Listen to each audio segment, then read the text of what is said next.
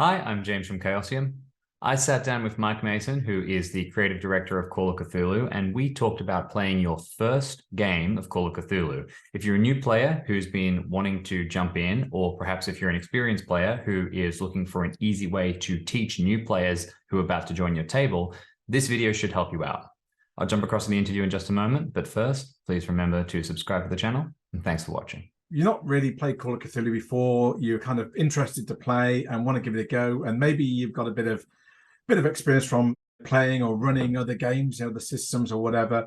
But obviously Call of Cthulhu is a slightly different game, normally based around some form of mystery. Before we get into it, let's cover the basics, yeah? I want to play Call of Cthulhu, so we do make something that is exactly for this purpose, which is this thing, which is the Call of Cthulhu starter set, which is a box set. This is the cover, and inside you're going to get these books, and you're going to get a set of dice as well, so that's one thing less to worry about. This will tell you everything you need to know how to run your first game.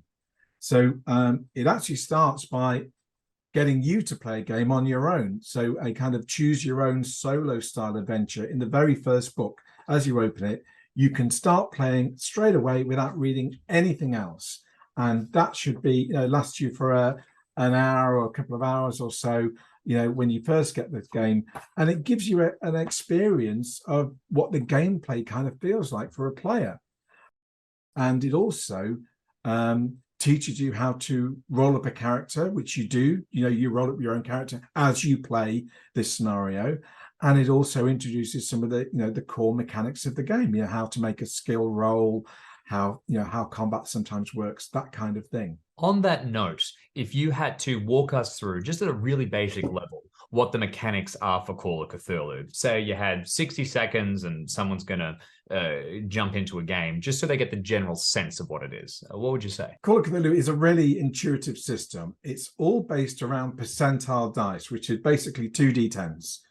So you roll them together, and basically one number is the tens units, so the 10s, the 20s, the 30s, and the other is the units die, so the the 1s, the 2s, the 3s. So if you roll 40 on one and 7 on the other, your percentile roll is 47, straightforward. All the skills, all the things that characters can do in the game are percentile based. So you have a list of skills, and for them you'll have numbers in, or you'll put numbers in to see how good you are at them. So, for instance, you might have climb 40%.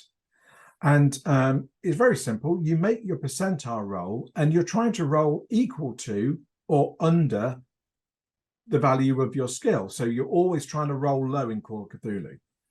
And so I roll 25 on my dice. My skill is 40. I've passed the roll. If I roll 41, 47, 60, I've failed the roll because I've rolled higher. And once you understand that's the core mechanic of the game, you are pretty much set, because combat works the same way, skill rolls work the same way, making a sanity roll works the same way. That is the one core thing you need to understand. The next level of information in terms of making that roll is that there are levels of success. So if you make your roll by under half of your value, so let's say your skill is 50, and you roll 25 or less, that's hard. You've rolled under half, which is what we call a hard success. So you've performed it pretty well, very well.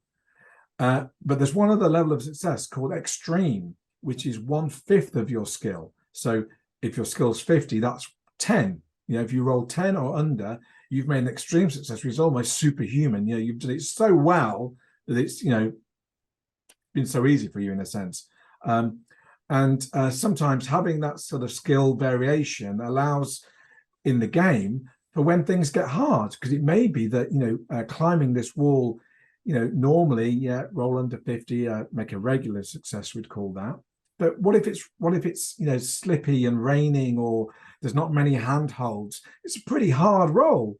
So you make a hard roll to get through. And that's how the game kind of works in that way. And you just apply the same levels of success to things like combat. So you both make an opposed roll, so you and your opponent both roll together at the same time, and whoever gets the best level of success is the one who wins that particular round of combat. So I roll a regular, but you roll a hard success on, when we're fighting with swords or something. Your hard success beats my regular success because you rolled lower than I did. You win that round of combat. And, it's as straightforward as that. I think you're right that it's intuitive. And I love that it genuinely is that simple. That's basically the explanation that I give people at cons, people who've never played before, and you can go and you can do a whole scenario of that. But for people who are going to be running their own games, who maybe aren't aware of some of the details or are worried about the complexities of the Lovecraftian lore and making their own plots, what's some advice that you can give people, from the next step from getting a story ready? And in the most set-up question of all time, is there anything in the starter set that could possibly help? Well, sure. I mean, the number one rule is, once you've got your head around the mechanics a little bit, and to be frank, you're only going to get your head around the mechanics once you start playing, because you will make errors, you will get things wrong, and that's okay. Do them, play the game, enjoy it, then go back to your rules and have a re-look at what you did, and maybe you did it slightly differently, but look at the rule again. And as you do that and you play more, it just becomes second nature till you don't even need to think about it. But it is a learning process. So that's one thing to just say. The other thing in terms of an adventure and the mythos and understanding all this lore and what this monster is and who worships that and what this spell does and all that kind of thing, really don't sweat it. You don't need to know any of this in one go. This is all stuff that you can build your knowledge just as you play the game. Just like if you're playing a fantasy game and you're playing in an imaginary land, you're not going to know all the geography and who lives here and who hates who and who loves who. You're not going to know that at the start. That's what you learn and what you develop and what you create as you play through different adventures. And it's the same with Call of Cthulhu. You don't need to know everything to start with. So that's the first thing. The second thing, in terms of what's in the starter set, obviously there is the book of rules, which we've talked about, which is fairly slim, and there's a lot of examples in there too. But really, if you want to understand how a scenario works, read one of the scenarios in the book. There's 3 ready-to-play scenarios that are specifically, designed for new people as keepers and as players. And they start out, the first scenario is really a one-on-one, one GM and one player, which obviously makes things a lot simpler for people, that you haven't got to worry about a whole group of people asking you hundreds of questions. Just playing with one person or maybe 2, it will guide you through that scenario. And there's lots of advice in here, as well as the actual plot that you're playing through of what happens at each moment. So it will say at this point, these kind of things could happen. What does your players want to do? Ask them, and it will guide you through their kind of responses. And each of the 3 scenarios builds upon the other, gets a little bit more complex, gets a little bit more detail. And so by the end of having, read and hopefully run all 3 of these scenarios for your group, you are pretty much ready to play any Call of Cthulhu scenario, because you've got the basics down. You understand how the kind of game pace is, how the roles work, and how the plot forms. And ultimately, all a plot is in Call of Cthulhu is a series of clues. You have a starting scene. How does the investigators, get into the adventure? Are they hired? Or are they, or do they find themselves in a strange situation? And then it progresses from there. I think that there's been a bit of a change in starter sets over the last couple of years. And I think the Call of Cthulhu starter set is a completely wonderful tool. And a lot of starter sets these days are really everything that you need to really absorb a game. But some people have a perception that they maybe might want to start with something a bit deeper, or they want something that immediately gives them the full experience. If I want to skip the starter set, I want to jump right in, where do I go? What do I look for? Well, are you talking about jumping not only into a what we'd call like a full scenario, but also just saying, actually, I'm a pretty experienced role player. I don't think I need the starter set. I just want to get what is the core rule book? Is that the kind of thing you're talking about? In that case, yeah.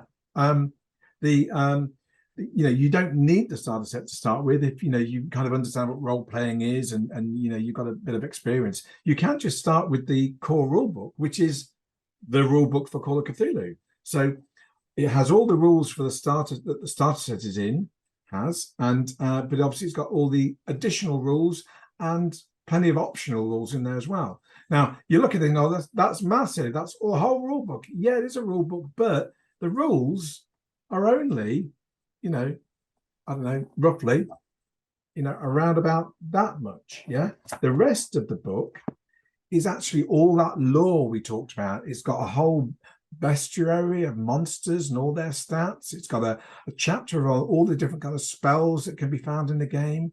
It's got a chapter on all the different kind of books of ancient lore and tomes, and what they are and what they provide. It's got a big chapter on advice about how to run the game, and that includes designing your own adventures and so on. So it's got so much more than the rules in it, and unlike many other kind of popular role-playing games, this is the only book you need. You don't need to get any other books. It's got everything in here. Now, obviously, we do other books as well that can help.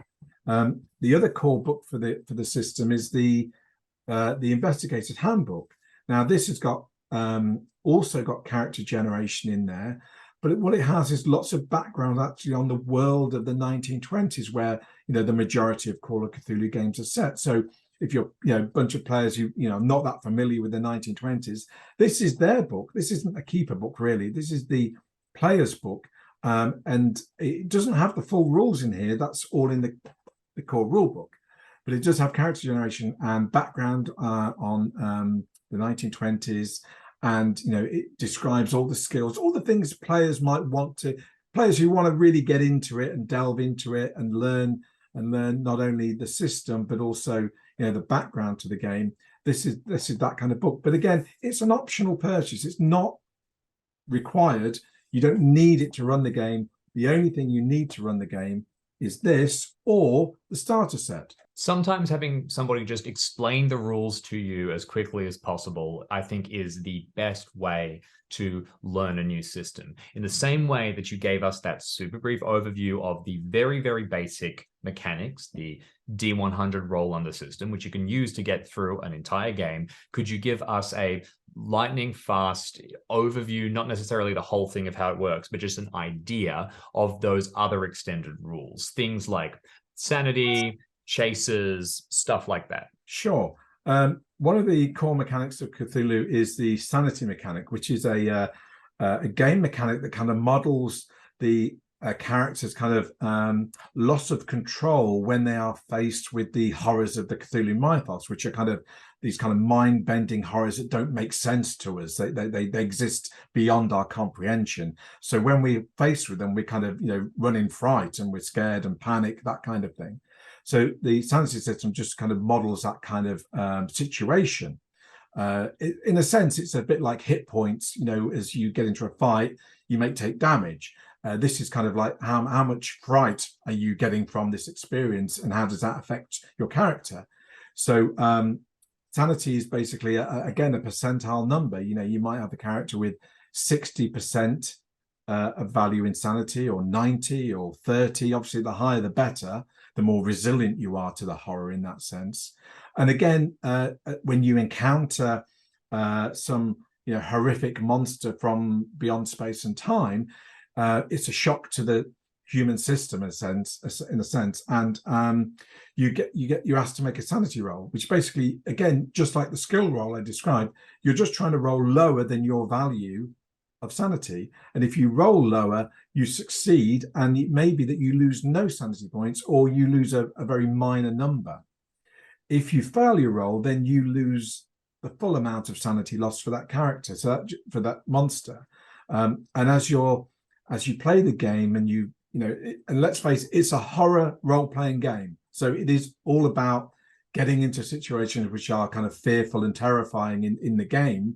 And so your character reflects that with their sanity score, and so you find that that will gradually go down as these kind of things affect your character more and have more significance in the game in that way. So that's another kind of core mechanic. And one of the other aspects of Call of Cthulhu is that a lot of games focus on combat, and Call of Cthulhu, there's combat as well, although best to avoid combat because it's very lethal. However, and you find this in a lot of mythos fiction, is actually a lot of people running away So we have chase rules in Call of Cthulhu that kind of where either you as the investigators are fleeing from someone or something that's trying to get you, or maybe there's a suspect or somebody you want to get and question, and they've seen you and now they're running away and you're pursuing them.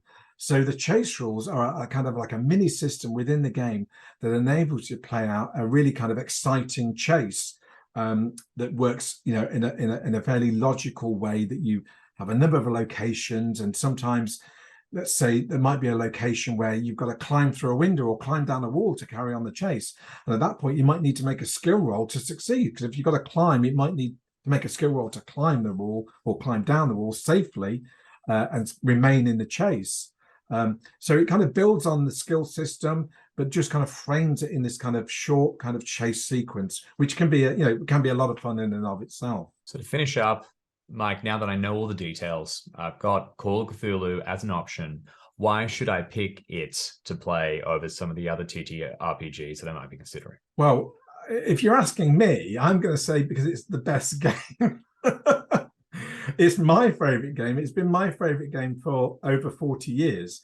So I'm a little bit biased, I guess. However, what I should say is Call of Cthulhu is a horror mystery game.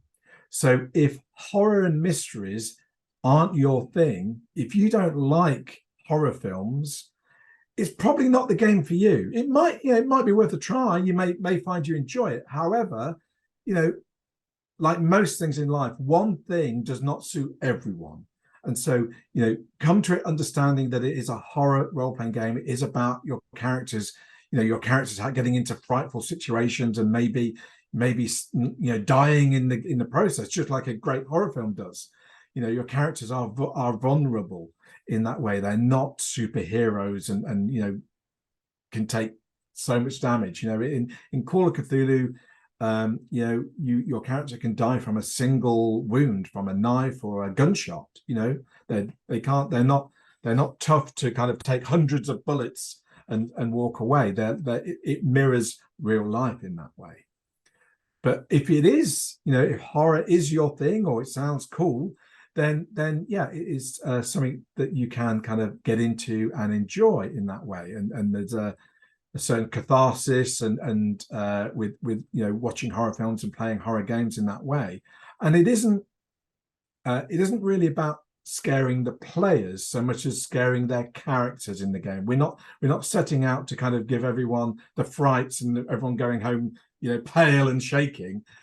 It's meant to be fun. It's a fun experience where their characters experience the horror and the players get kind of vicarious enjoyment from that. And it's about telling a kind of a rip-roaring, thrilling mystery where hopefully, maybe the players, solve the mystery and solve whatever needs to be done to stop, some horrible thing happening. And that, that can be challenging. It can require, working things out and conversations and delving into clues and working all that kind of stuff out. So if you enjoy, crime fiction or watching kind of mystery programs on the TV, this could be a game you might enjoy, that kind of thing. So think about, the style of game that it is. If it sounds cool, then we've got a lot of ways to help you enjoy it and get into it, hopefully in a very quick and easy manner. But if it's not your thing, that's cool too. We make lots of other styles of games. We make RuneQuest. If you're all about, fantasy style kind of adventuring and myth creation and all that kind of cool stuff, RuneQuest. If you're into knights on horses and epic quests for the Holy Grail, there's a game called Pendragon. If maybe none of that's your thing, and maybe you're really into pirates and you want to be on a boat in the middle of the ocean, swashbuckling away and all that kind of thing. There's a game called 7C that we make. There's one thing does not suit everyone, and find the thing that suits you. And if it's Call of Cthulhu, then great. You're very welcome, and hopefully you can get out of it what I've got out of it and my friends have got out of it over the years, and come away with some fantastic experiences that are a lot of fun and we still laugh about now.